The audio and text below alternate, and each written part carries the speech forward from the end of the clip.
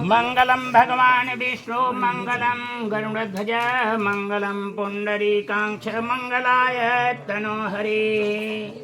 7 वाक्य जो है कन्या जो है वर से जो है मांगती है कि हमारे इस 7 वाक्य को आपको मानना पड़ेगा।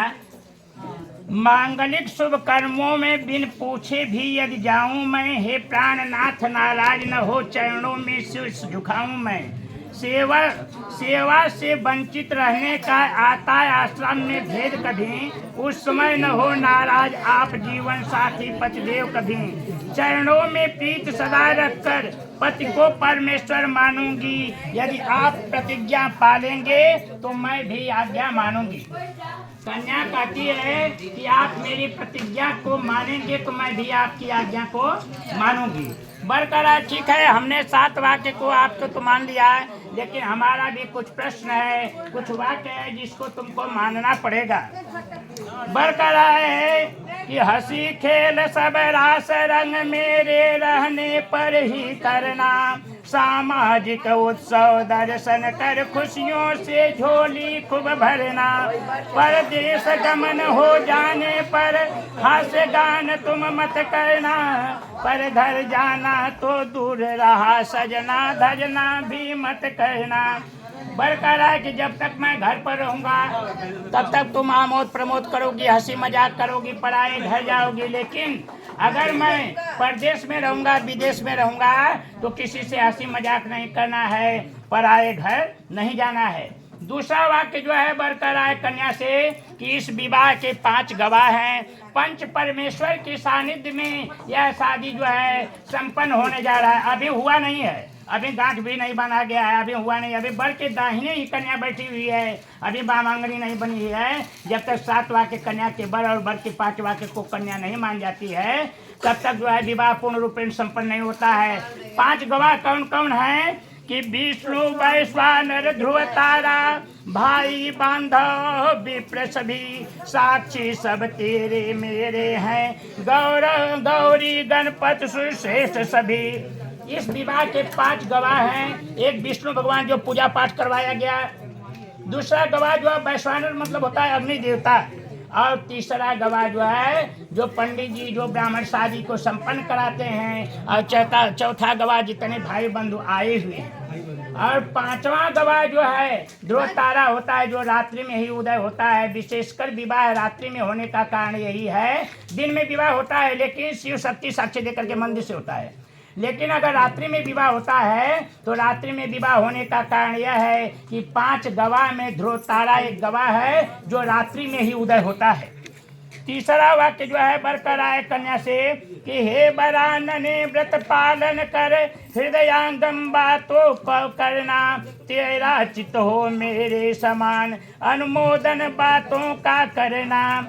कह रहा है कि हमारे चित्त के अनुकूल चित्त रखना, हमारे वाक्य का उल्लंघन मत करना। चित्त के अनुकूल चित्त रखना मतलब हमारे मन की बात को समझ जाना।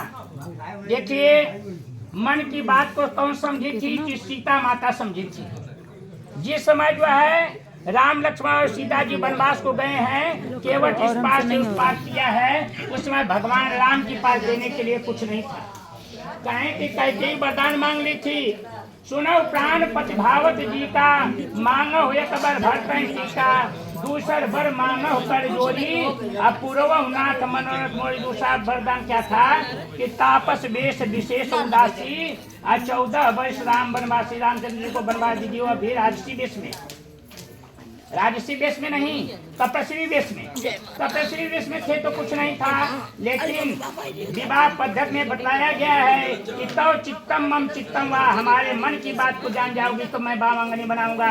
सीता माता मन की बात को समझ जाती हैं। प्रिय पिय पिय ये जान निहारी, मणि मुद्रित उतारी, मुद्रिका उतार करके देती हैं। कैम कृपाल ले उतर आई, केवट चरण गए, केवट चरण पकड़ लेता है।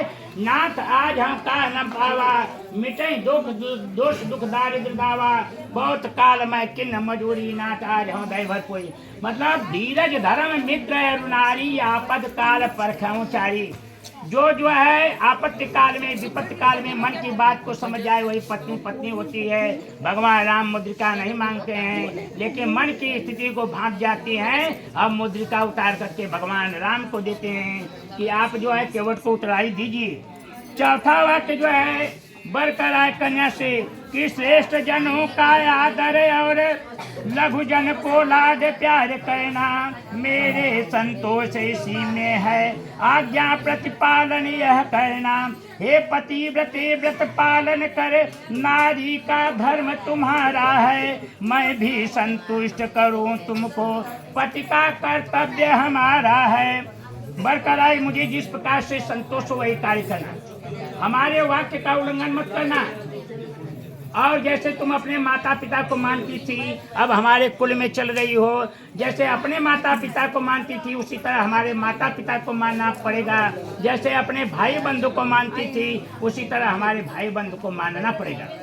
पांचवा वाक्य जो है बरकरार कन्या से कि बिन पत्नी गृहस्थ आश्रम में ना कोई धर्म निरवता है। इस धरती पर जो प्रियाहीन वह कष्ट को सहता है। इसलिए आज वेदानुसार पद मिला तुम्हें बामंगी का।